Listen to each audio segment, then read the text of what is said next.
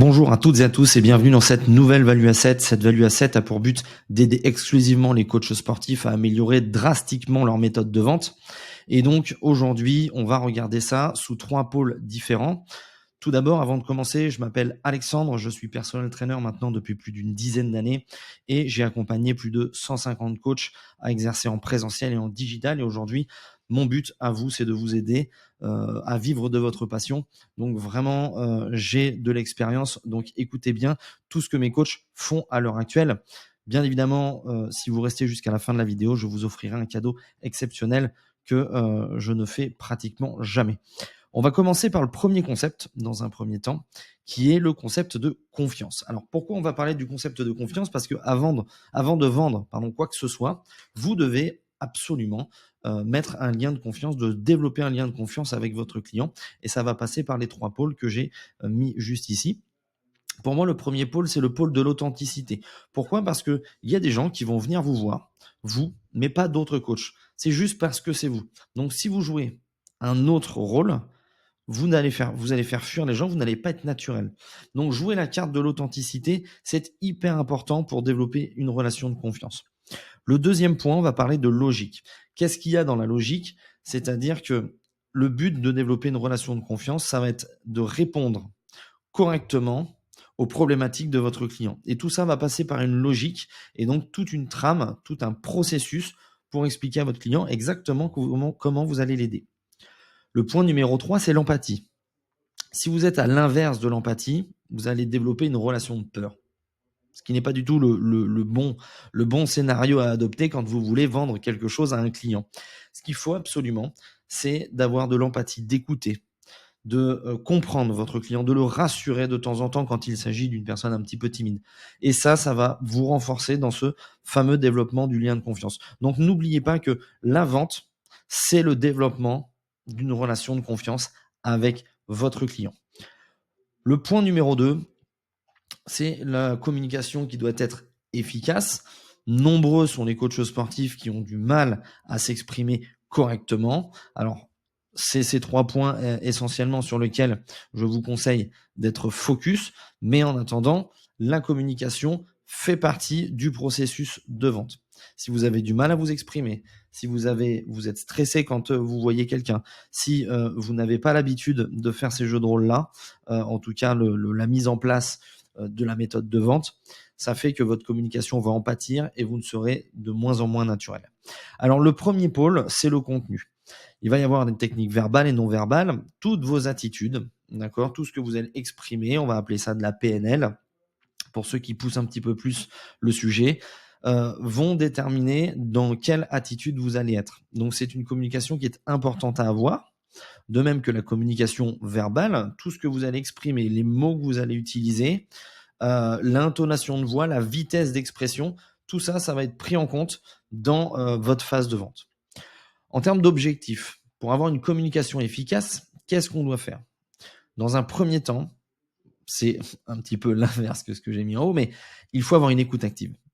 Si vous posez les bonnes questions, la personne va se livrer et donc dans ce cas-là, ça va rebondir sur mon pôle numéro 1 qui est le développement de la relation de confiance. Si vous ne faites que parler, vous aurez une communication qui est très peu efficace puisque vous n'allez absolument pas écouter les besoins, les objectifs de votre client.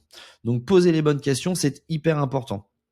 C'est pour ça que la séance bilan, ou en tout cas la prise d'information de votre client, doit être processisée. Okay, c'est ce qu'on va voir en fait juste après.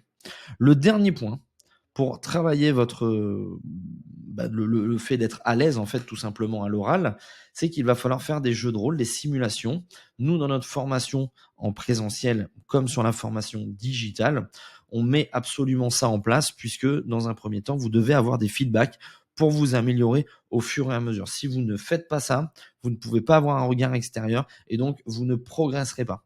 Donc la communication, si elle veut être efficace, pour développer ce fameux relation de confiance, vous devez vous entraîner et écouter activement. OK? Une fois qu'on a revu un petit peu cette base, à partir de là, normalement, il y a la majorité des coachs qui seront partis. Mais si vous êtes ici, c'est que cette vidéo vous intéresse.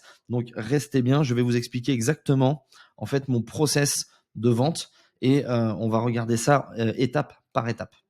Donc le process de vente, ici, sur donc la première étape de ma vente, c'est la recherche des besoins. On va regarder ici comment nous, on va s'initier dans la phase de vente.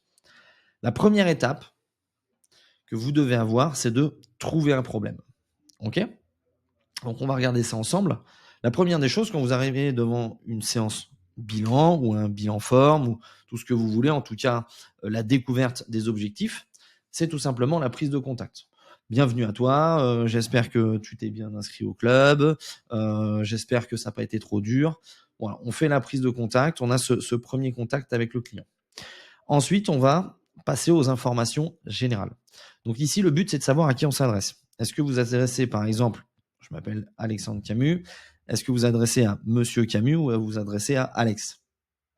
Deux salles, deux ambiances, quelque part. Donc, regardez bien ça. L'objectif ici, c'est que si vous avez une personne qui est très rigide, à ce moment-là, essayez de la détendre un tout petit peu en vulgarisant un petit peu votre discours. Mais attention à ne pas être trop éloigné de cette personne-là.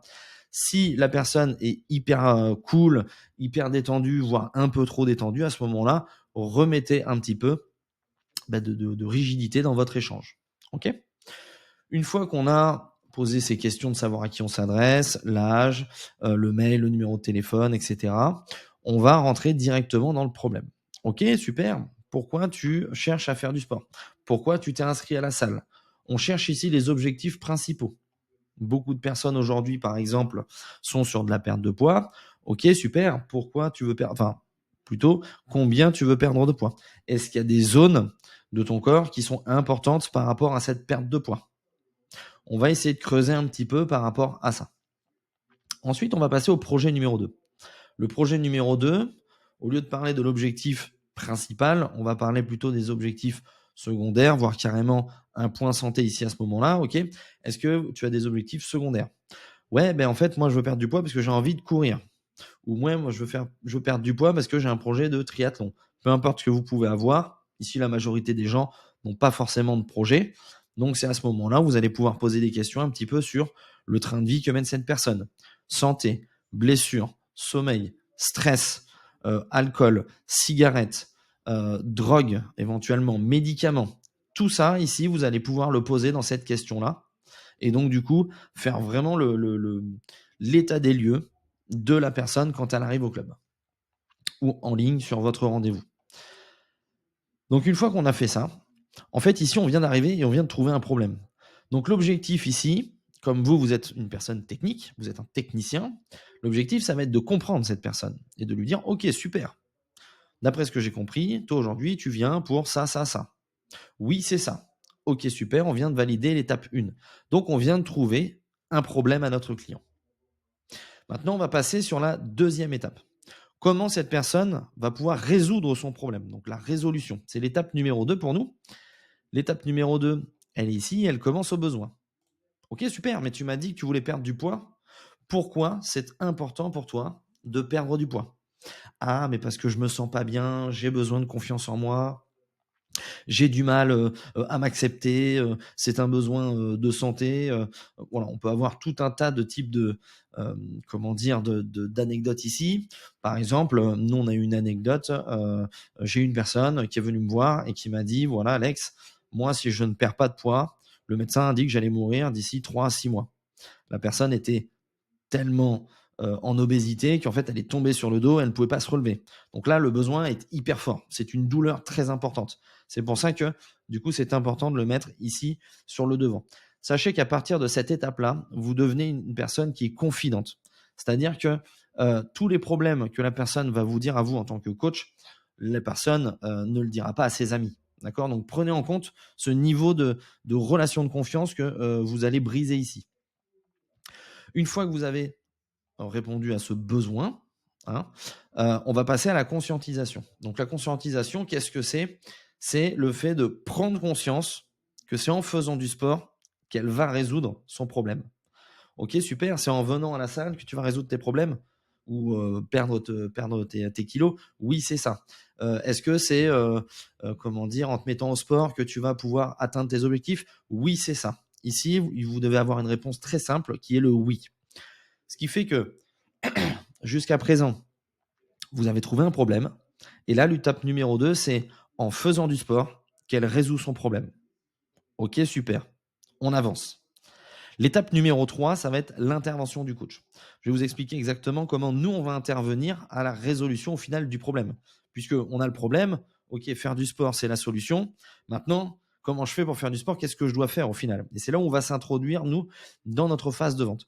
Donc ici, la première étape, ça va être l'outil de mesure. Ok, super, tu m'as dit que tu voulais perdre du poids. Comment on verra le changement? Qu'est-ce qui va nous traduire qu'on est dans la bonne direction par rapport à tes objectifs? Est-ce que c'est plutôt la balance? À ce moment-là, vous pouvez déterminer que c'est une personne cartésienne, qui aime les chiffres, qui aime la rigueur. Est-ce que c'est plutôt comment elle se sent dans ses vêtements, cette personne?